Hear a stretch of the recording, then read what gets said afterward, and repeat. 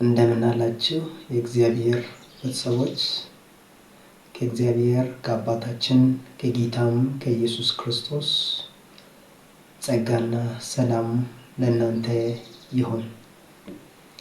ለማታውቁኝ ስሜን ላስተዋውቃችሁ፣ እኔ ወንድም ካስታገሰ ይባላለሁ።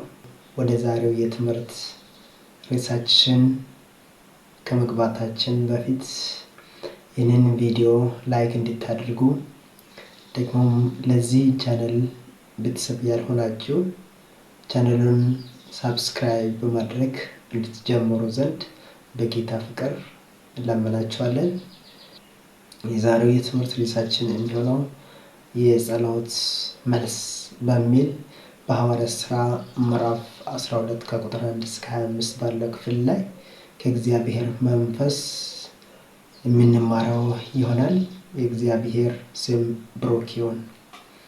ክፍሉን አንብበን ከዛ በኋላ በውስጡ ወዳለው መልእክት እናልፋለን። እንዲህ ይነበባል። የሐዋርያት ሥራ ምዕራፍ 12 እስከ ቁጥር 1 እስከ 25 ባለው ክፍል አብረን የእግዚአብሔርን ቃል እንዲህ እናነባለን። በጌታ ስም አነባዋለሁ። እንዲህ ይላል። ከቁጥር 1 በዚያን ዘመን ንጉሡ ሄሮድስ መከራ ያጸናባቸው ዘንድ ከቤተ ክርስቲያኒቱ በአንዳንዶች ላይ እጁን ጫነባቸው። ዮሐንስንም ወንድም ያዕቆብንም በሰይፍ ገደለው። አይሁድንም ደስ እንዳሰኛቸው አይቶ ጨምሮ ጴጥሮስን ደግሞ ያዘው። የቂጣ በዓልም ወራት ነበረ። በያዘውም ጊዜ ወደ ወይን አገባው። ከፋሲካም በኋላ ወደ ሕዝብ ያወጣው ዘንድ አስቦ እያንዳንዱ 4 ወታደሮች ሆኖ እንዲጠብቁት ለ4 ጭፍራ ክፍል አሳልፎ ሰጠው። ጴጥሮስም በወይን ይጠበቅ ነበር። ነገር ግን በቤተ ክርስቲያን ስለ እርሱ ወደ እግዚአብሔር ጸሎት አጥብቆ ይደረግ ነበር። ሄሮድስም ሊያወጣው ባሰበ ጊዜ በዚያች ሌሊት ጴጥሮስ በሁለት ሰንሰለት ታስሮ ከሁለት ወታደሮች መካከል ተኝቶ ነበር። ጠባቂዎችም በደጁ ፊት ሆነው ወይኑን ይጠብቁ ነበር። እነሆም የጌታ መልአክ ቀረበ፣ በቤትም ውስጥ ብርሃን በራ። ጴጥሮስንም ጎኑን መትቶ አነቃውና ፈጥነህ ተነሳ አለው። ሰንሰለቶቹም ከእጁ ወደቁ። መልአኩም ታጠቅና ጫማህን አግባ አለው። እንዲሁም አደረገ። ልብስህንም ልበስና ተከተለኝ አለው። ወጥቶም ተከተለው። ራእይንም የሚያይ ይመስለው ነበር እንጂ በመልአኩ የሚደረገው ነገር እውነት እንደሆነ አላወቅም። የመጀመሪያውንና የሁለተኛውንም ዘብ አልፈው ወደ ከተማ ወደሚያወጣው ወደ ብረቱ መዝጊያ ደረሱ። እርሱም አውቆ ተከፈተላቸው። ወጥተውም አንዲት ስላች አለፉ። ወዲያውም መልአኩ ከእርሱ ተለየ። ጴጥሮስም ወደ ልቡ ተመልሶ ጌታ መልአኩን ልኮ ከሄሮድስ እጅና የአይሁድ ሕዝብ ይጠብቁት ከነበረው ሁሉ እንዳዳነኝ አሁን በእውነት አወቅኩ አለ። ባስተዋለም ጊዜ እጅግ ሰዎች ተከማችተው ይጸልዩበት ወደ ነበረ ማርቆስ ወደ ተባለው ወደ ዮሐንስ እናት ወደ ማርያም ቤት መጣ። ጴጥሮስም የደጁን መዝጊያ ባንኳኳ ጊዜ ሮዴ የሚሏት አንዲት ገረድ ትሰማ ዘንድ ቀረች። የጴጥሮስም ድምፅ መሆኑን ባወቀች ጊዜ ከደስታዋ የተነሳ ደጁን አልከፈተችም። ነገር ግን ወደ ውስጥ ሮጣ ጴጥሮስ በደጅ ፊት ቆሞ እንዳለ አወራች። እርሱም አብድሻል አሏት። እርሷ ግን እንዲሁ እንደሆነ ታስረግጥ ነበር። እርሱም መልአኩ ነው አሉ። ጴጥሮስ ግን ማንኳኳቱን አዘወተረ። ከፍተውም አዩትና ተገረሙ። ግን ዝም እንዲሉ በእጁ ጠቅሶ ጌታ ከወይን እንዴት እንዳወጣው ተደረገላቸውና ይህን ለያዕቆብና ለወንድሞች ንገሩ አላቸው። ወጥቶም ወደ ሌላ ስፍራ ሄደ። በነጋም ጊዜ ጴጥሮስን ምን አግኝቶት ይሆን ብለው በጭፍሮች ዘንድ ብዙ ሁከት ሆነ። ሄሮድስም አስፈልጎ ባጣው ጊዜ ጠባቂዎችን መረመረ፣ ይገሏቸውም ዘንድ አዘዘ። ከይሁዳም ወደ ቂሳርያ ወርዶ በዛ ተቀመጠ። ከጢሮስና ከሲዶና ሰዎችም ጋር ተጣልቶ ነበር። በአንድ ልብ ሆነውም ወደ እርሱ መጡ። የንጉሥንም ብትወደድ ጲላጦስንም እሺ አሰኝተው ለመኑ። እግራቸውም ከንጉሥ አገር ምግብ ያገኝ ነበርና። በተቀጠረ ቀንም ሄሮድስ ልብሰ መንግስቱን ለብሶ በዙፋን ተቀመጠ። እነርሱም ተነገራቸው። ሕዝቡም የእግዚአብሔር ድምፅ ነው የሰውም አይደለም ብለው ጮኹ። ለእግዚአብሔርም ክብር ስላልሰጠ ያን ጊዜ የጌታ መልአክ መታው፣ በትልም ተቦጥቶ ሞተ። የእግዚአብሔር ቃል ግን ያድግና ይበዛ ነበር። በርናባስና ሳውልም አገልግሎታቸውን ፈጽመው ከኢየሩሳሌም ተመለሱ። ማርቆስ የተባለውን ዮሐንስንም ከእነርሱ ጋር ይዘውት መጡ። የእግዚአብሔር ስም የተባረከ ይሁን። በዚህ ክፍል እንደምንመለከተው አንድ ታሪክ ይነግረናል። በዚህ ታሪክ ውስጥ ያኔ የነበረ ታሪክ ቢሆንም ነገር ግን መጽሐፍ ቅዱስ እንደሚነግረን እነኚህ ቅዱሳት መጽሐፍት በመንፈስ ቅዱስ የተነዱ ሰዎች የጻፉት መጽሐፍ ነው። ከሌሎች የታሪክ መጽሐፍት የሚለይበት ዋነኛ ነገር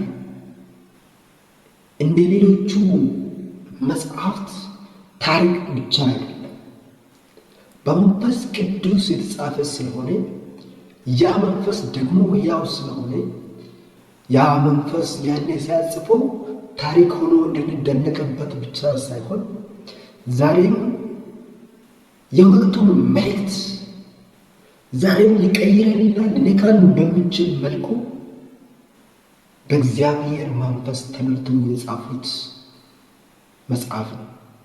ስለሆነም ይህንን ክፍል ስናነሳ ይህንን ክፍል ስናነብ እያወራን ያለነው ታሪክን አይደለም። ዛሬም በሕይወታችን ላይ ሊሰራ ዛሬም በሕይወታችን ላይ አካል ነፍስ ያለ አንዳች ነገር ስላለ ነው። ለዚህ ነው መንፈስ ቅዱስ ቅዱሳንን ተጠቅሞ እንድጻፍ ያደረገው። ስለዚህም ዛሬ ይህንን ድምፅ ሰሙ፣ ይህንን መልእክት ሰሙ እንደ ታሪክ ሳይሆን አንድም የሕይወትን አቅጣጫ እንደሚቀይር አቅምና ኃይል ስልጣን እንዳለው እንደ እግዚአብሔር ቃል ከወሰዳችሁት በዚህ ቃል ውስጥ ዛሬ የመንገዳችሁ አካሄድና ጎዳና የሕይወታቸውን መሪ ሊያስተካክልና ሊያቃና እንደሚችል ከዚህ ክፍል እግዚአብሔር ሊዳስሳችሁ አለ። ስለዚህ ቅድም እንደተነጋገርነው በርዕሱ ላይ እንደተመለከትነው የጸሎት መልስ በሚል ነበር የጀመረው። የጸሎት መልስ የሚል ርዕስ ሰጥቼዋለሁ። በዚህ የጸሎት መልስ ውስጥ የምንመለከተው አንድ ነገር አለ።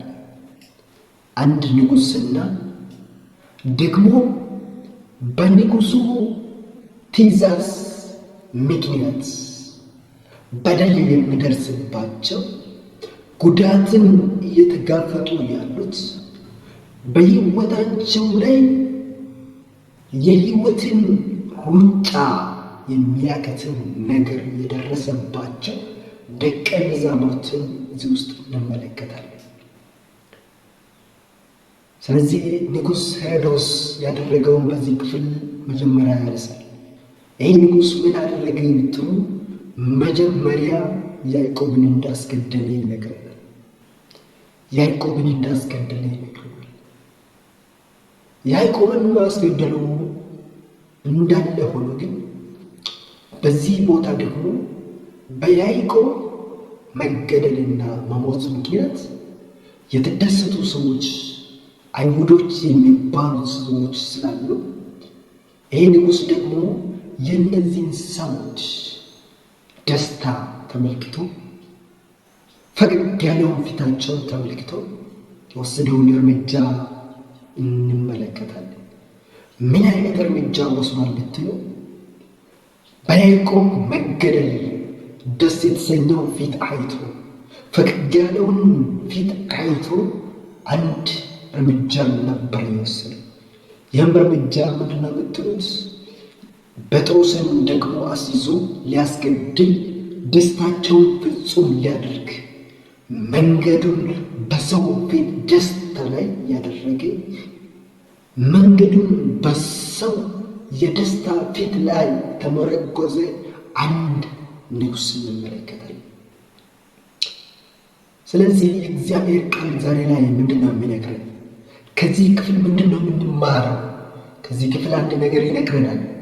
የሕይወት ጎዳናዎቻችን የፊት እርምጃዎቻችን ለመቅረጽ የማንን ፊት መፈለግ አለብን?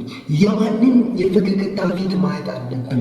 የማንን የደስታ ፊት ማየት አለብን የሚለውን ክፍል ከዚህ ክፍል እንማራለን።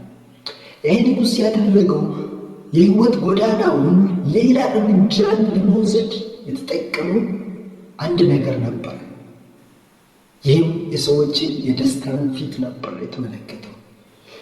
በዛ በሞተው በያዕቆብ በቅዱሳኑ ሞት በተደሰተው በዛ ፊት ላይ ተመርኩሶ ሌላን የተሳሳተ እርምጃ ነበር የወሰደው። ስለዚህ መጽሐፍ ቅዱስ ሲነግረን እኛ ቅዱሳን እኛ እግዚአብሔርን ያወቅን ፈሪሃ እግዚአብሔር ያለብን ሰዎች ዛሬ ላይ የሕይወት መንገዳችንን ጎዳና ለመምራት አንድ እርምጃ ወደፊት ለመሄድ ምን አይነት ፊት ማየት እንዳለብን የማንን ፊት ማየት እንዳለብን ከዚህ ክፍል እንማራለን። ይህ ንጉሥ አንድ የተሳሳተ ነገር ገጥሞታል። ይህም ቀጣዩን እርምጃ አንድ እርምጃ ወደፊት ለመሄድ ተጠቀመው የሚያታልለው የሚሸውደው የሰው ፊት ነበር የተመለከተው።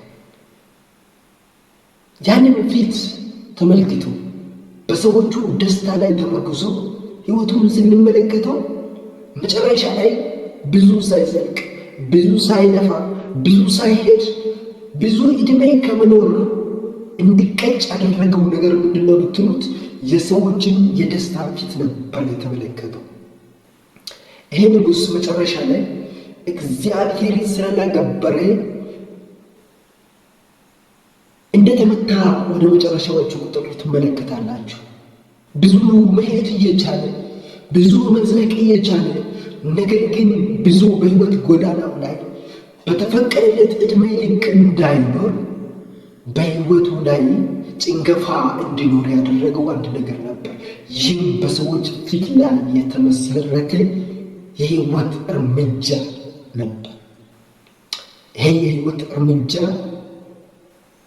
በጌታ ፊት ላይ ካልሆነ በእግዚአብሔር ደስታ ላይ ካልሆነ እንደ ንጉሡ ዛሬም በሕይወት ጎዳናችን በምንወስደው በየትኛውም የሕይወት ጎዳናችን እርምጃዎች ላይ መጠንቀቅ ያለብን ነገር እዚህ ላይ ያስጠነቅቀናል። ይህ ምንድነው? እንደ እግዚአብሔር ፊት ያልሆነ ደስታ፣ በሰዎች ፊት ላይ የተመሰረተ ደስታ በሕይወታችን ላይ ልንደርስበት ካለው ጎዳና እንደሚያስቀረን ልንኖር ከተፈቀደልን ዕድሜ እንድንቀጭ የሚያደርገን ነገር ስለሆነ ልንጠነቀቅ ይገባል። መጽሐፍ ቅዱስ ሲናገር ነህምያ ምዕራፍ 8 ከቁጥር 10 ላይ ነህምያ ሕዝቡን ሲያጽናናው እንዲህ ነበር ያላቸው፣ የእግዚአብሔር ደስታ ኃይላችን ነውና አትዘኑ አላቸው። እነዚህ ሰዎች ሲያጽናናቸው፣ የሚያለቅሱትን ሰዎች ሲያጽናናቸው ያላቸው እንዲህ ነበር፣ የእግዚአብሔር ደስታ ኃይላችን ነው፣ ስለዚህ አትዘኑ። አሁን እንዳያዝኑ ምክንያት የሚሆንላቸው የእግዚአብሔር ደስታ ነው።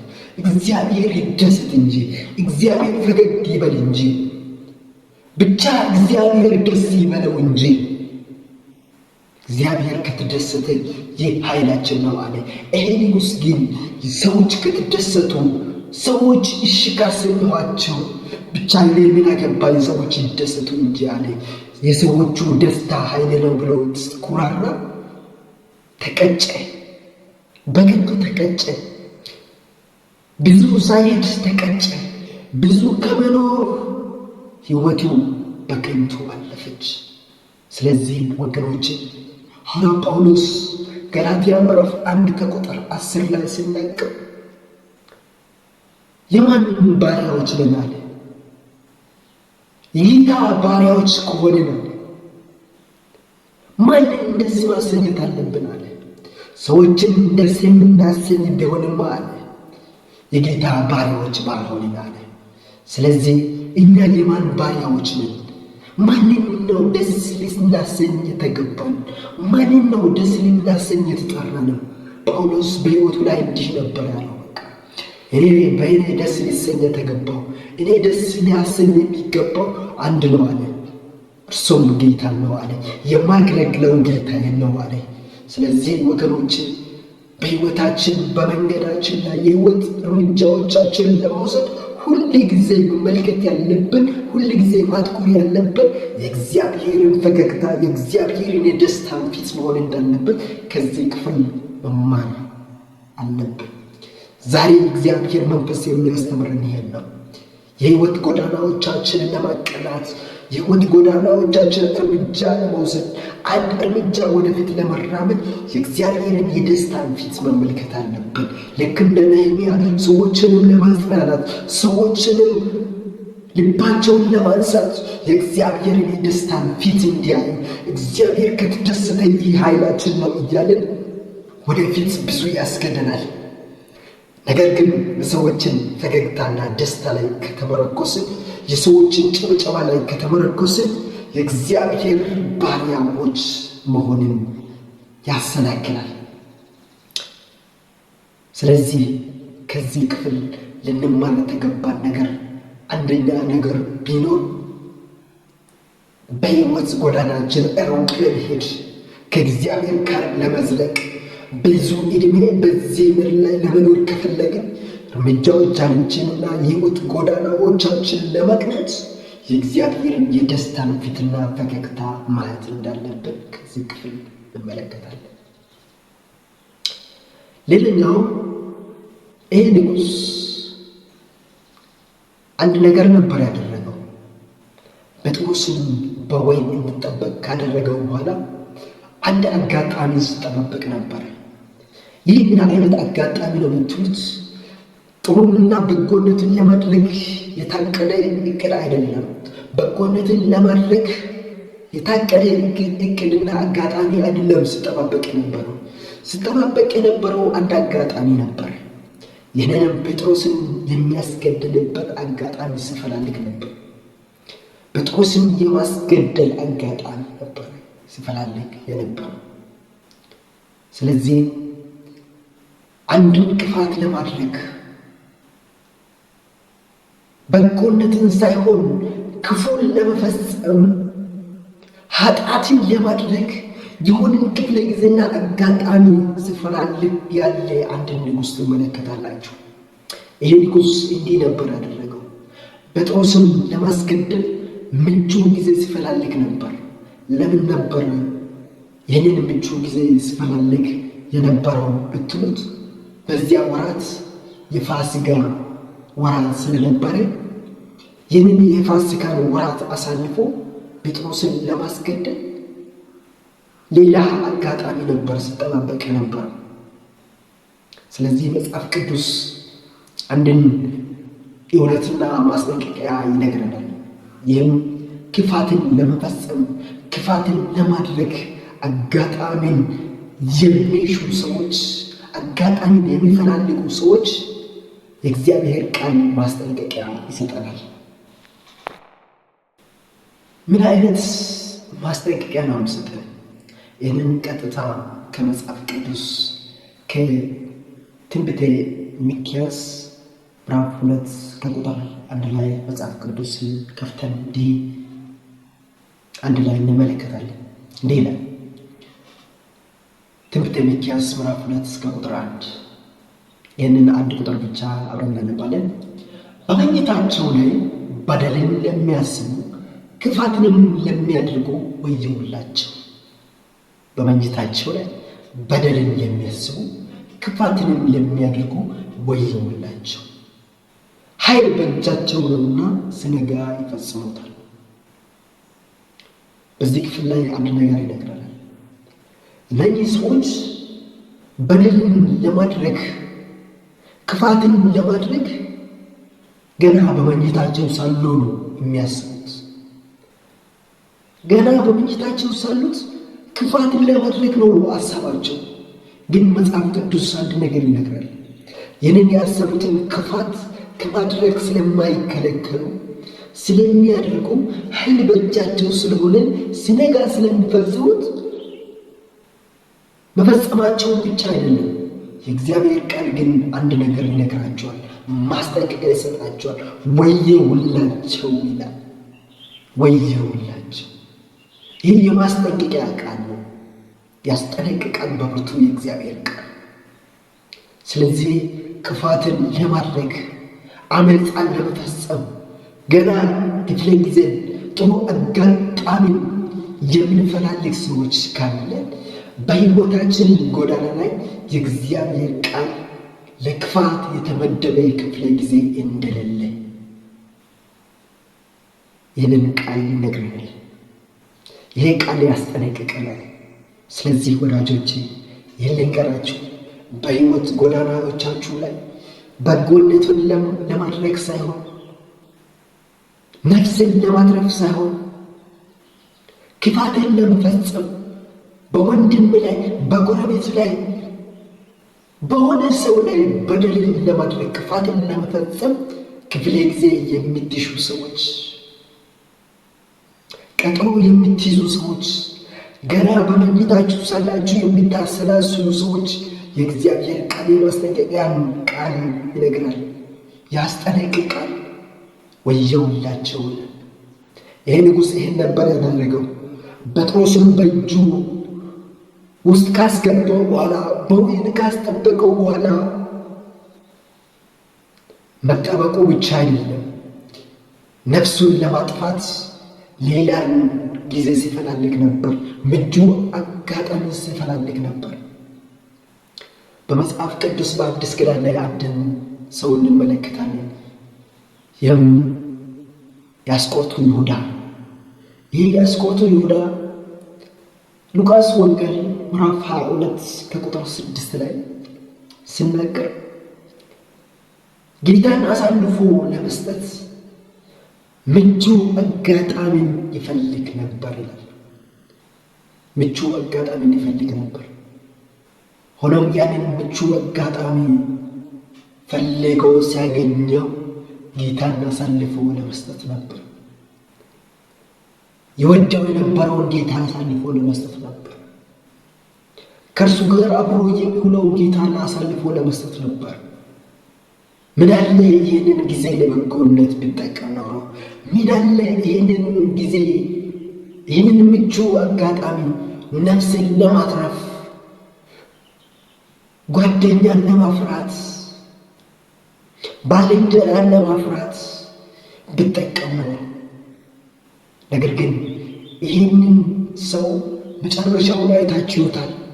እግዚአብሔር ቃል እውነትን እንዳስጠነቀቀ ወየውላቸው እንዳለ ይህ ሰው ላይ ወየውታ እንደደረሰ ትመለከታላችሁ። ይህ ሰው እንደደረሰበት ብትሉ ጌታን አሳልፎ ከሰጠው በኋላ ጥፋት እንደደረሰበት ትመለከታላችሁ። በሕይወቱ ላይ ጥፋት ደረሰበት። ስለዚህም ዛሬ በሕይወት ጎዳናዎቻችን ምቹ አጋጣሚዎችን ለምን መጠቀም እንዳለብን ጌታ ኢየሱስ አሳይቶናል። ጌታ ኢየሱስ መንገድ ሆኖልናል። ጌታ ኢየሱስ ይህንን ተማሩ ብሏል፣ አስተምሮናል። እሱ ምቹ አጋጣሚ የሚጠቀሙ፣ እሱ በጎ ሰዓትን የሚጠቀሙ፣ እሱ ምቹ ጊዜን የሚፈላልገው፣ እሱ ቀጠሮ የሚይዘው ነፍስን ለማትረፍ ነው። እረፍት ያጣችን ነፍስ ለማትረፍ ነበር። ዮሐንስ ወንጌል ምዕራፍ 4 ላይ ትመለከታላችሁ። ጌታ ኢየሱስ ይህን ነበር ያደረገው። ምቹ አጋጣሚ ሲፈላልግ ነበር። ምቹ ሁኔታን ሲፈጥር ነበር። ግን ምቹ ሁኔታን ሲፈጥር የነበረው ክፋትን ለማድረግ አይደለም፣ ነፍስን ለማጥፋት አይደለም። ያደረገው አንድ ነገር ነበረ። ይህ ምንድነው ያደረገው ብትሉ ያችን የሳማራዊቷን ሴት እረፍት ያጣችን ነፍስ ለማሳረፍ ምቹ አጋጣሚን ሁሉ ተጠቅሟል። የሚያስፈልገውን ነገር ሁሉ አድርጓል። ምን አደረገ ብትሉ ያንን ምቹ አጋጣሚ የሚረብሽን ኤንቫይሮንመንት የሚረብሽን አካባቢ ለማስወገድ ደቀ መዛሙርቱን በሙሉ ምግብ እንዲያመጡ ነበር የላካቸው። እሱ ደግሞ ምን አደረገ ብትሉ በውሃው አጠገብ ተቀምጦ እሷን ይጠባበቅ ነበር። ስለዚህ ወዳጆች በሕይወት ጎዳናዎቻችን ላይ ምቹ አጋጣሚዎችን ነፍስን ለማትረፍ ነፍስን ለማሳረፍ ወንድሞችንና ባልንጀራን ለማፍራት እንጂ ምቹ አጋጣሚዎችን ነፍስን ለማጥፋት የሕይወትን ጎዳና ለማቃጨት እንዳንጠቀም የእግዚአብሔር ቃል በብርቱ ያስጠነቅቀናል። ሌላኛው አንድ ነገር ከዚህ እንመለከታለን። ምንድን ነው ብትሉ እዚህ ቦታ ላይ የሚጸልዩ ሰዎችን ትመለከታላችሁ። የሚጸልዩ ሰዎችን ትመለከታላችሁ። ምን አይነት ጸሎት ነበረ ሲጸልዩ የነበሩት? እዚህ ቦታ ላይ የምትመለከቱት ከዚህ በፊት እነዚህ ደቀ መዛሙርት በጸሎት ሕይወት የማይታሙ ሰዎች ናቸው። ሁልጊዜ በቃሉና በጸሎት የሚተጉ ሰዎች ናቸው። ይህንን በሐዋርያት ሥራ ላይ በእርግጥ ትመለከታላችሁ። እኛ ለቃሉና ለጸሎት እንተጋለን ይላሉ። ይህን ሰዎች ናቸው ትላንትና ነገሮቻቸው ተወሰደባቸው። ትላንት በመካከላቸው የነበረ አካላቸው በነበረ በያዕቆብ ላይ ሞት ደረሰባቸው። ከእጃቸውና ከመካከላቸው የሆነ የተነጠቀ ነገር ነበረ። እነዚህ ሰዎች በሕይወት ጎዳናቸው በጸሎት የተጉ ሰዎች ናቸው። በጸሎት የማይታሙ ሰዎች ናቸው። ነገር ግን እየጸለዩ እያሉት ነገር ግን በጸሎት ሕይወታቸው ሳያቋርጡ እያሉት በሕይወታቸው ላይ ነገር ግን የደረሰባቸው አንድ ነገር ነበር። ይህ ምንድን ነው ብትሉት ያዕቆብ እንደተገደለ ይነግረናል። ግን አንድ የሚያስደንቅ ነገር ከዚህ ላይ እንመለከታለን። ይህም ምንድን ነው ብትሉት ሁኔታን ያለፈ ሁኔታን አልፎ የሚሄድ ጸሎትን ትመለከታላችሁ። እነዚህ ሰዎች ትላንትና ያዕቆብ ተገድሎባቸዋል፣ ተወስዶባቸዋል። ዛሬም ደግሞ ያዕቆብ ተይዞባቸዋል። ገዳዮቻቸው የነሱ ገዳይ የነበረ ትላንትና ነገሮቻቸውን ያጨለመባቸው ትላንትና ነገሮቻቸው በሕይወት እንዳይኖር ያጨነገፈባቸው ነገር እያለ ዛሬ ግን ይህንን ነባራዊ ሁኔታ አልፎ እንዲጸልዩ ያደረገ አንድ ነገር አለ። ነባራዊ ሁኔታን አልፎ የሚያጸልይ የጌታ መንፈስ አንድ ነገር አስደረጋቸው። ትላንትና ነገሮቻቸው ቢበላ፣ ትላንትና ነገሮቻቸው ቢጨነግፉ፣ ትላንትና ነገሮቻቸው በሕይወት እንዳይኖር ቢወሰድባቸው፣ ዛሬ ግን እንደ ትላንትና ያለ ነገር ቢመጣባቸው፣ ነገር ግን እነዚህ ሰዎች ተስፋ አልቆረጡ። እነዚህ ሰዎች ተስፋ ከቶ አልቆረጡ። አንድ ነገር ነበር ያደረጉት። ትናንትና እንደ ጸለዩ መጽሐፍ ቅዱስ ይነግረናል። ጸልየዋል ትናንትና። ነገር ግን እየጸለዩ ተወስዶባቸዋል። በሕይወት ያለ ነገር ተወስዶባቸዋል። ነገር ግን ዛሬ ይህንን የነበረውን ነባራዊ ሁኔታ አልፈው ጸሎት እንዲደረግ መንፈስ ቅዱስ ሲያነሳሳቸው አንድ ነገር ነበር ያደረጉት። ይህም ምንድን ነው የምትሉት? ጸሎታቸውን አላቆሙ። ነገር ግን ከትላንትናው በተለየ መልኩ ነበረ የጸለዩት። ትላንትና በጸለዩበት ጸሎት መንገድ አይደለም ዛሬ ላይ የጸለዩት። በዚህ ክፍል ላይ ቅድም እንዳነበብነው ነገር ግን በቤተ ክርስቲያን ስለ እርሱ ጥብቅ ጸሎት ይደረግ ነበር። ጥብቅ ጸሎት ይደረግ ነበር። ጥብቅ ጸሎት። ይህንን ደግመዋለሁ። ጥብቅ ጸሎት እንደ ትላንትናው ጸሎት ብቻ አይደለም። አንድ እርምጃ ጨምረዋል። አንድ ደረጃን ጨምረዋል። አንድ ደረጃን ጨምረዋል። ጥብቅ ጸሎት ይደረግ ነበር ይላል። እነዚህ ሰዎች ጥብቅ ጸሎት የተፈለገበት ምክንያት ምንድን ነው ብትሉት፣ አንደኛ ትናንትና ነገሮቻቸው ያጨነቀፈባቸው ገዳዮቻቸው አልተቀየሩ፣ ማንነታቸው አልተቀየረ። ትናንትና ያጠፋባቸው ነገራቸው በሕይወት እንዳይኖር ያደረገባቸው ያ ነገር ዛሬም አለ፣ አልጠፋም። ዛሬም እንደ ትናንትናው ነገራቸውን ያጨነግፍ ኃይሉ አልተወሰደም። ያ ራሱ ግን እነርሱ አንድ ነገር ገባቸው። በትላንትናው መንገድ እንደማያስጥሉት፣ በትላንትናው አይነት ጸሎት እንደማያስጥሉት ገብቷቸው የጸሎት መንገዳቸው ነገሮቻቸውን የሚያስጥሉበትን መንገድ ግን ቀይረውታል። ወደ ቀይሩ ልትሉት ወደ ላቀ ደረጃ ቀይሩት። ጸሎታቸውን ወደ ላቀ ደረጃ ወሰኑት። የላቀ ደረጃ ምንድን ነው ብትሉት ጥብቅ ወደ ሆነው ጸሎት ገቡ። ወደ ጥብቅ ጸሎት ገቡ። ጥብቅ ጸሎት ይደረግ ነበር ይላል። እነኚህ ሰዎች አንድ ነገር ገብቷቸዋል። የገባቸው ነገር ምንድን ነው ብትሉ ነገሮቻቸው እንደማይበላ ገብቷቸዋል። እንደ ትላንትናው እንደማይወሰድባቸው እንደሚያስጥሉት ገብቷቸዋል። ግን እንደሚያስጥሉት ስለገባቸው ብቻ ነገሮቻቸው አያስጥሉትም። የሆነ ነገር ይጠይቃቸዋል። የጨመረ ደረጃ ይጠይቃቸዋል።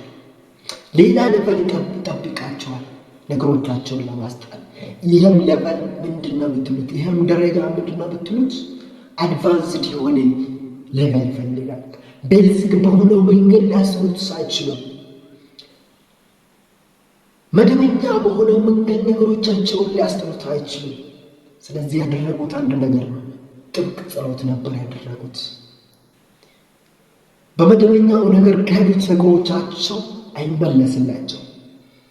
በትናንትናው መንገድ ከሄዱ ነገሮቻቸው ይመለስላቸው። ግን አንድ ነገር ገብቷቸዋል። ነገሮቻቸው እንደ ትናንትና እንደማይጨነግፍ፣ እንደ ትናንትናው እንደማይቀጭ እንደሚያስጠሉት ገብቷቸዋል። እንደሚያስጠሉት ሲገባቸው ግን የሕይወትን እርምጃ አካሄድ ነበረ የቀየሩት። ይህም ምንድን ነው ብትሉት እንደ ትናንትናው ጸሎትን ብቻ ሳይሆን ወደ ጥብቅ ጸሎት ነበር የገቡት። ወደ አድቫንስድ ሌቨል እና ሞድ ነበር የገቡት። በቤዚክ ሞድ እንደማያስጠሉት ስለገባቸው አድቫንስድ ወደ ሆነው ደረጃ፣ አድቫንስድ ወደ ሆነው ሌቨል ሕይወታቸውንና እርምጃቸውን ጸሎቶቻቸውን ወደዛ መንገድ እንዳቀኑት ይነግረናል። በዚህ ክፍል ላይ አንድ ነገር ሁለት ሰዎችን ይነግራቸዋለሁ። በዚህ መንገድ ነገሮቻቸውን ያስጣሉ ሁለት ሰዎችን ይነግራቸዋለሁ። አንደኛው ከአንደኛ ሳሙኤል ምዕራፍ 1 ከቁጥር 1 እስከ 18 ላይ የምትመለከቱት ብዙዎቻችሁ የምታውቁት ታሪክ አለ። ይህም ታሪክ የሐና ታሪክ እንደሆነ ታውቃላችሁ። ሐና ብዙ ጊዜ ልጅ እየፈለገች ነገር ግን ልጅ ሳታገኝ ከባሏ ጋር ከሌላኛው ሚስት ጋር ሁሉ ጊዜ ወደ እግዚአብሔር ተራራ በእግዚአብሔር ፊት መስዋዕትን ለመሰዋት በየዓመቱ ይወጡ እንደነበረ ይነግረናል። በየዓመቱ እየወጡ እያሉ ግን እሷ እግዚአብሔር ማኅፀኗን ዘግቶት ነበርና ልጅ እንዳልወለደች፣ ነገር ግን ፊናና ልጅ እንደወለደች ልጅን በመውለዷ እሷን እያበሳጨች እንዳለች መጽሐፍ ቅዱስ ይነግረናል። እሷ ሁል ጊዜ ትበሳጫለች። ወደ እግዚአብሔር ተራራ ነው የምትወጣው። ወደ እግዚአብሔር ተራራ ወጥታ ግን እሷ ደስታ በፊቷ ላይ የለም፣ ማልቀስ ነው። ታበሳጫት ነበር። ግን በየዓመቱ ይህ ይደጋገም እንደነበረ የመጽሐፍ ቅዱስ ይነግረናል። እሷ የምታደርገው አንድ ነገር ነበር፣ መበሳጨት፣ ምግብ አለመብላት ነበር።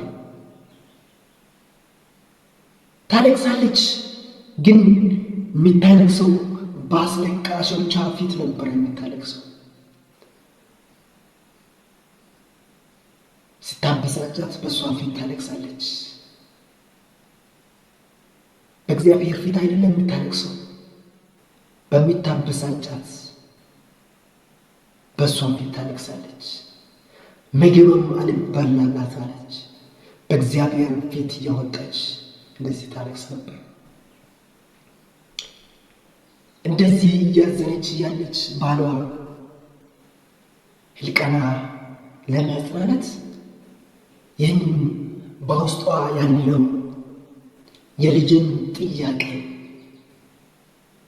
ለመፍታት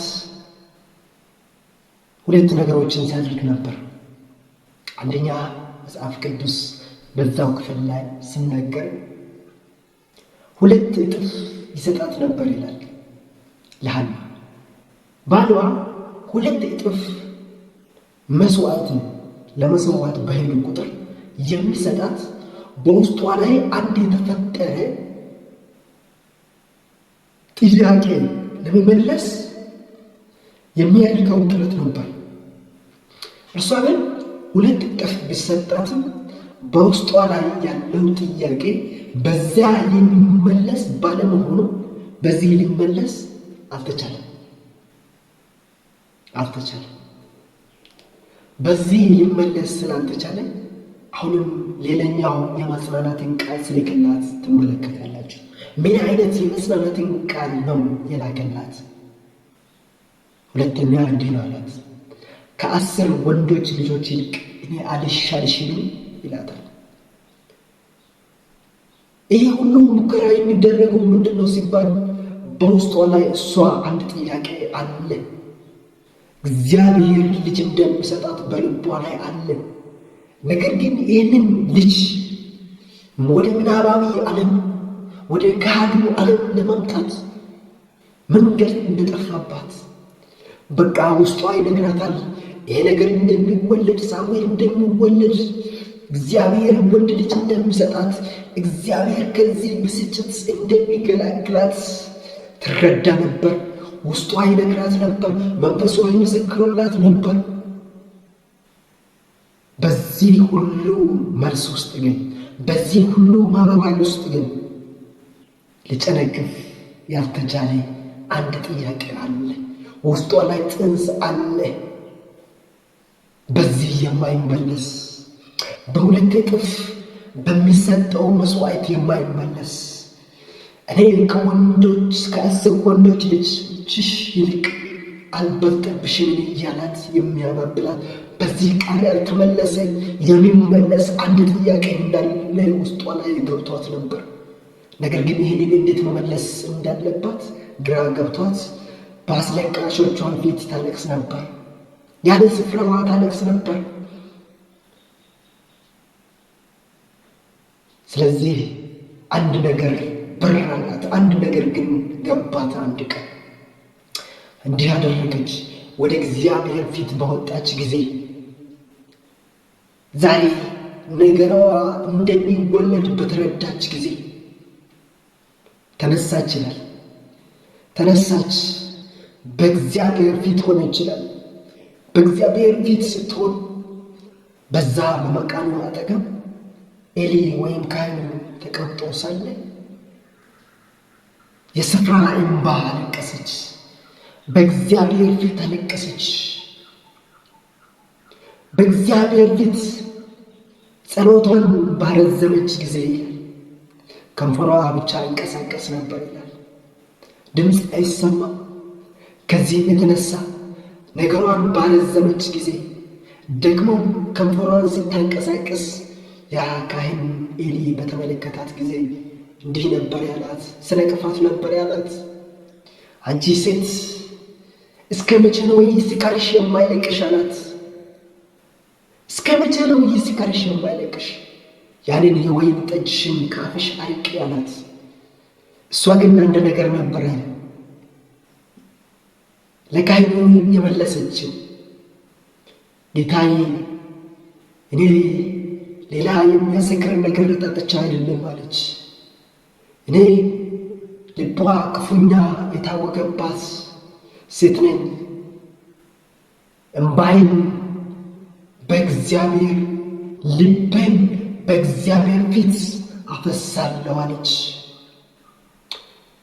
በፊት በአስለቃሾቿ ፊት ስታለቅስ የነበረች በፊት ነገሯን በዛ በአስለቃሾቿ ፊት የለቅሷ ምክንያት በሆነች ፊት ስታለቅስ የነበረች ያ ሐና አንድ ምስጢር ሲገባት ግን ዛሬ እንደ ትላንትናው አይደለም ማለቅሰው አለች። ዛሬ የማለቅሰው አለች በእግዚአብሔር ፊት ነው አለች። ዛሬ እንደ ትላንትናው ንግግርን የማቀርበው ወሬን የማቀርበው ንግግር የማቀርበው በአንድ ሰው ፊት ነው አለች። በትላንትናው ሰዎች ፊት አይደለም አለች። ወደ እግዚአብሔር ፊት ቀርባ ነገሯን ባረዘመች ጊዜ እግዚአብሔር ተመለከታት። እግዚአብሔር በውስጧ የተፈጠረው ጽንስ እንዲወለድ አደረገ። ዛሬ ምንድን ነው በብዙ ነገሮች ሊጨነቅፍ በውስጣችሁ ያልተቻለው ነገር? በምንም ሊመለስ ያልተቻለ በውስጣችሁ የተፈጠረ ጽንስ ምን አለ በመንገዳችሁ? ምን አለ በሕይወታችሁ ሊመለስ ያልተቻለ ነገር ግን የእግዚአብሔር መንፈሳችሁ እየመሰከረላችሁ ይህ ነገር እርግጥ እንደሚሆን ያ ነገር አካል እንደሚለብስ በእርግጥ እየታወቃችሁ በእርግጥ እየተሰማችሁ በእግዚአብሔር መንፈስና በመንፈሳችሁ በውስጣችሁ መንፈሱ እየነገራችሁ የሚዳሰስና የሚጨበጥ ነገር እንደሚወጣ እየታወቃችሁ ነገር ግን አልወለድ ያለ ነገር ግን ወደ ካህኑ ዓለም አልመጣ ያለ ነገራችሁ ምንድን ነው? በምንም ሊመለስ በምንም ሊጨነግፍ ያልተቻለ ብዙ አማራጭ ቢቀርብላችሁ ብዙ ነገር ቢመጣላችሁ በቃ ውስጣችሁ አላልፍ ያለ ነገራችሁን የምታስጠሉበት ነገር ይፈልጋል። ያ ነገር እውነት ነው፣ ይመጣል፣ ወደ ካህኑ ዓለም ይመጣል፣ ሊወለድ ደርሷል። ግን አንድ ነገር ከእናንተ ይፈልጋል። በትናንትናው መንገድ ያለን ነገር ልታገኙ አካል ልታልብሱ አትፈልጉ። በዛ መንገድ አትቅረቡ፣ ወደ እግዚአብሔር ቅረቡ። አንድ ነገር ይፈልግባቸዋል። በትናንትናው መንገድ ሳይሆን በላቀ ደረጃ እንድትቀርቡ ይፈልጋል። ጥብቅ በሆነ መንገድ እንድትመጡ ይፈልጋል። ቤዚክ በሆነ ሞድ ያንን ነገር ልታገኙት አትችሉ። ያንን ነገር ልታመጡት አትችሉ።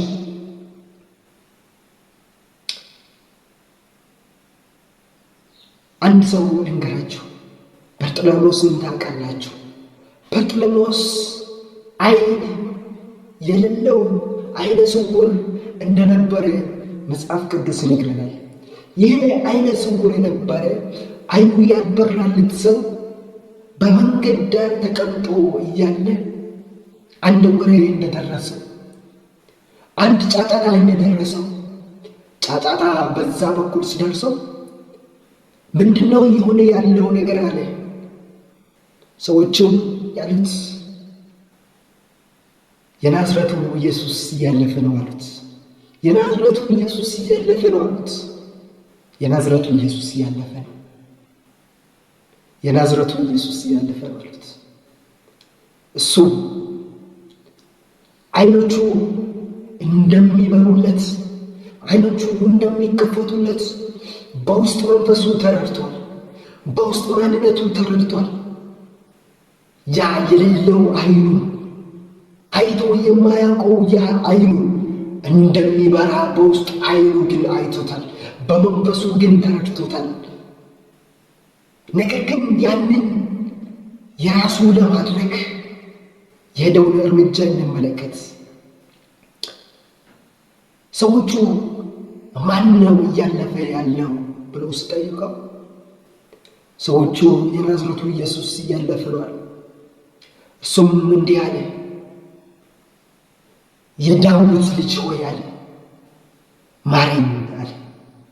የዳዊት ልጅ ሆይ ማረኝ ሲል ጌታ ወደ እርሱ አልመጣም። ጌታ ወደ እርሱ ዘወር አላለም። ጌታ ወደ እርሱ አልተመለከተም፣ ዝም አለ። ግን አንድ ድምፅ መጣ። የሰዎች ድምፅ መጣ። የሚያስጨነግፍ ድምፅ መጣ። ምን አይነት ድምፅ ነው? አንተ ዝም በል የሚል ድምፅ ነው። ይሄ በውስጡ ላይ የተፈጠረው ጽንስ፣ በውስጡ ላይ ያለው የበራ ዓይኑን ለማጨንገፍ የወጣ ድምፅ ነበር። ተስፋ እንዲቆርጥ። ነገር ግን እሱ ጸሎት አድርጎ ነበር። ምን አይነት ጸሎት ብትሉ የዳዊት ልጅ ሆይ ማረኝ አለ። ግን የዳዊት ልጅ ሆይ ማረኝ ሲል ነገሩን አካል ሊለብስ አልቻለም። ነገሩ አካል እንደማይለብስ ገባ። አንድ ነገር አደረገ። ይሄ በውስጡ የተፈጠረውን ጽንስና የጥያቄውን መልስ ሊያጨነቅፍ ባለ ነገር ላይ አንድ ነገር አደረገ። በፊት የዳዊት ልጅ ሆይ ማረኝ ብሎ ነው የጮኸው። አሁን ግን በዚህ መንገድ እንደማያገኝ፣ ነገሩ እንደማይወለድ፣ አጋን እንደማይለብስ፣ ዓይኑ እንደማይበራለት ሲገባው በዚህ መንገድማ ይህን ነገር ላገኘው አልችልም ብለው አንድ ነገር ነበር ያደረገው። ምንድን ነው ያደረገው ብትሉት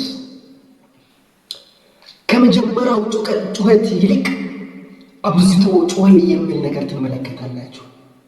አብዝቶ ጮኸ። ምን አይነት ጩኸት! ነባራዊ የሚከለክል ከልካይ ድምፅን አልፎ የሚሄድ ጩኸት። አብዝቶ ጮኸ። የዳዊት ልጅ ሆይ ማረኝ ነው። ይሄ ምንድን ነው የምትመለከቱት ከዚህ ክፍል? የዳዊት ልጅ ሆይ ማረኝ በማለት ብቻ ነገሩ እንደማይወለድ፣ በመደበኛ ጩኸት ብቻ ነገሩ አካል እንደማይለብስ ገብቶት አብዝቶ እንደ ጮኸ ይመለከታል። አብዝቶ ጮኸ። ወደ ላቀ ደረጃ ደረሰ። ከጩኸት ወደ አብዝቶ ወደ መጮህ ደረሰ። በዚህ መንገድ ጌታ ቀርቦናል፣ ወደ አምጥቷል። ከዛ በኋላ ዓይኑን እናበራለት። ዓይኑ በራለት። ዛሬ በቃ ምንድነው በሕይወታችሁ ላይ እንደሚመለስ ውስጣችሁ የሚመሰክርላችሁ፣ አካል እንደሚለብስ ውስጣችሁ የሚመሰክርላችሁ፣ ነገር ግን አልወለድ ያለ፣ ነገር ግን ብዙ ዘመናትን ያስቆጠረ፣ ነገር ግን በእግዚአብሔር ፊት በእንባ እንድትመላለሱ ያደረገባችሁ፣ ነገር ግን የሚመጣው ድምፅ ሊሽር ያልቻለ፣ ዝም እንድትሰኙ ያላደረጋችሁ ነገር ምንድን ነው? ያ ነገር እርግጥ ነው ይወለዳል። ያ ነገር እርግጥ ነው አካል ይለብሳል። አካል ይለብሳል። አካል ይለብሳል። ግን አካል ለመልበስ ከእናንተ አንድ እርምጃ ይፈልጋል። ነገር ግን አካል ለመልበስ ከእናንተ አንድ ደረጃ ይፈልጋል። ጥብቅ ወደሚባል፣ አብዝቶ ወደሚባል፣ የስፍራ እንባ ወደሚባል። አዎ ሐና በፊት ስታለቅስ የነበረችው በሚያበሳጯት ፊት ነበር። አሁን ግን በእግዚአብሔር ፊት አብዝታ ስታለቅስ፣ አብዝታ ስትጮህ የልመናዋን ጥያቄ አገኘች። በውስጧ የተፈጠረው ያ ጽንስ አካል ለበሰ። ይህም በርጤሜዎስ በጩኸት ብቻ የማይመለስን ነገር አብዝቶ በመጮህ የራሱ አደረገው። ስለዚህ ወዳጆቼ ዛሬ ለእናንተ ያለኝ መልእክት ይሄ ነው። በውስጣችሁ እርግጠኛ የሆናችሁበት ነገር እንደሚወለድ መንፈሳችሁ የሚመሰክርላችሁ ባለ ነገር ላይ እንዲህ እላችኋለሁ፣ የሕይወት መንገዳችሁን ቀይሩ። ነገሮቻችሁ ወደ ጋድ ዓለም ይመጣል። ነገሮቻችሁ አካል ይለብሳል። መደበኛ በሆነ መንገድ ልታገኙታችሁ፣ መደበኛ በሆነ መንገድ ልታገኙታችሁ። ሰዎች በነገሯችሁ መንገድ አይደለም ነገሮቻችሁ አካል የሚለብሰው። ለዚህ ለበርጤሜዎስ የተነገረው እንዲህ ነበር። ለበርጤሜዎስ የተነገረው የናዝሬቱ ኢየሱስ እያለፈ ነው ተባለ። ለእርሱ ግን የገባው አንድ ነገር ነው። ለእነርሱ የናዝሬቱ ኢየሱስ ነው። እሱ ግን የጮኸው እንዲህ ብለው ነበር፣ የዳዊት ልጅ ሆይ ማረኝ አለ። የናዝሬቱ ኢየሱስ ሆይ ማረኝ አይደለም ያለው። የናዝሬቱ ኢየሱስ ሆይ ማረኝ አይደለም ያለው። የዳዊት ልጅ ሆይ ማረኝ አለ።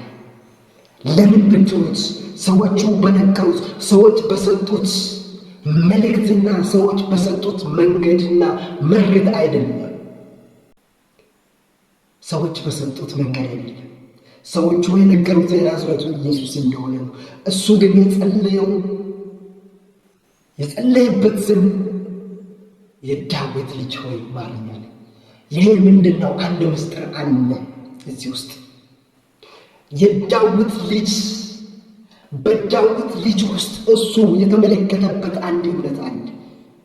የዳዊት ልጅ ከተባለ የዳዊት መክፈቻ ያለው ማለት ነው።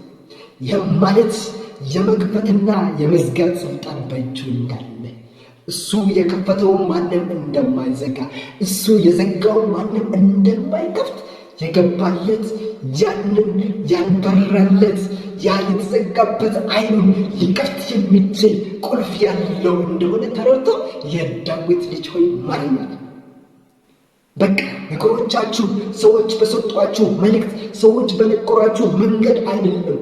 በቃ ውስጣችሁ ነገሮቻችሁ የሚወለድበት ውስጣችሁ በሚመሰክርላችሁ በዛ መንገድ ከወጣችሁ ነገሮቻችሁ አካል ይለብሳል። ነገሮቻችን የመዝጋትና የመክፈት ስልጣን ባለው በእግዚአብሔር ልጅ በዳዊት ልጅ ከመጣችሁ ነገሮቻችሁ አካል ይለብሳል። ነገሮቻችሁ አካል ይለብሳል። እነዚህ ሰዎች ጥብቅ ጸሎት ነበረ የጸለዩት። ጥብቅ ጸሎት ነበረ የጸለዩት። ሁኔታን የዘለለ ሁኔታን ያላገናዘበ። ለምን ብትሉ ነገሮቻቸውን ትላንት የገደለ ነገር ዛሬም ሊገድል እንደሚችል የተቆራራ ነገር እንዳለ እያለ ግን ሁኔታን አልፎ ነገሮቻቸው እንደ ትላንትናው እንደማይሆን ተረድተው፣ ነገር ግን ያንን ነገሮቻቸውን በሕይወት ለማስቀጠል እንደ ትላንትናው መንገድ ሳይሆን ከትላንትናው በተለየ በላቀ ደረጃ እንደቀረቡት በዚህ ቦታ ትመለከታላችሁ። ወዳጆች በሕይወታችሁ ላይ በመንገዳችሁ ላይ ብዙ ደም ያለቀሳችሁበት፣ በእግዚአብሔር ፊት በእንባ የተመላለሳችሁበት። ሐና እንደዚህ ነበረ። በየዓመቱ ይደጋገም ነበር ይላል። በየዓመቱ የሚደጋገመው እንባ ነበር፣ ማልቀስ ነበር፣ መበሳጨት ነበር። ግን ያለ ስፍራዋ ነበር የምታለቅሰው። ግን ያለ ስፍራዋ ነበረ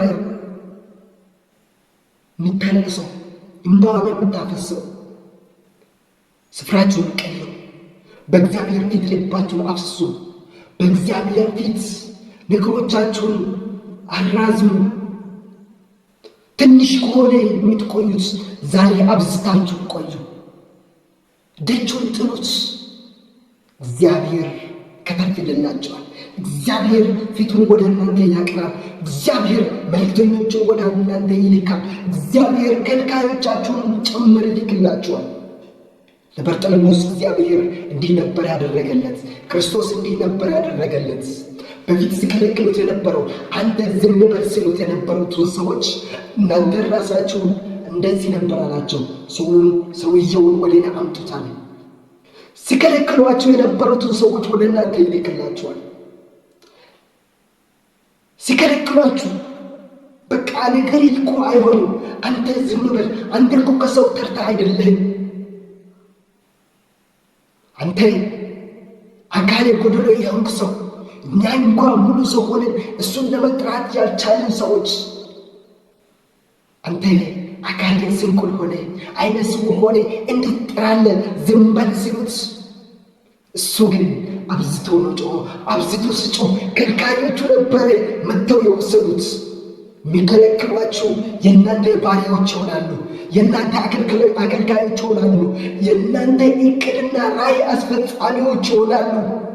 እነዚህ ሰዎች መጥተው ያንን በርጠለሜዎስን ወደ ጌታ እንደወሰዱት በእግዚአብሔር ፊት የስፍራ እንባ ማፍሰስ ከጀመራችሁ፣ በእግዚአብሔር ፊት ነገሮቻችሁን ካረዘማችሁ፣ በእግዚአብሔር ፊት ነገሮቻችሁን ካቀናችሁ፣ በላቀ ደረጃ ከመጣችሁ እውነት እላችኋለሁ በእግዚአብሔር መንፈስ ሆኜ እነግራችኋለሁ፣ ነገሮቻችሁን የሚከለክሏችሁ ሰዎች የእናንተን እቅድና ነገር አካል አልባሽ ሆነው የእናንተ ራዕይ አስፈጻሚዎች ሆነው በኢየሱስ ሆነው ይቀራሉና በጌታ በኢየሱስ ክርስቶስም እንዲሆን እላቸዋለሁ። በእግዚአብሔር ፊት ነገሮቻችሁን እንድታረዝሙ፣ ነገሮቻችሁን በእግዚአብሔር ፊት ብቻ መፍቻ እንዳላቸው የዳዊት መክፈቻ ያለው ኢየሱስ ክርስቶስ ጋር እንድትቀርቡ ይህንን እነግራችኋለሁ። በላቀ ደረጃ ኑ፣ በትላንትና በተለየ መንገድ ኑ፣ ነገሮቻችሁ ይመለሳል። በቀጣይ በሁለተኛው ክፍል አብረን እስከምንገናኝ ድረስ የእግዚአብሔር ጸጋና ሰላም ከእናንተ ጋር ይሁን። ተባረኩ፣ ተከናወኑ። በክርስቶስ ኢየሱስ ስም ተባረኩ።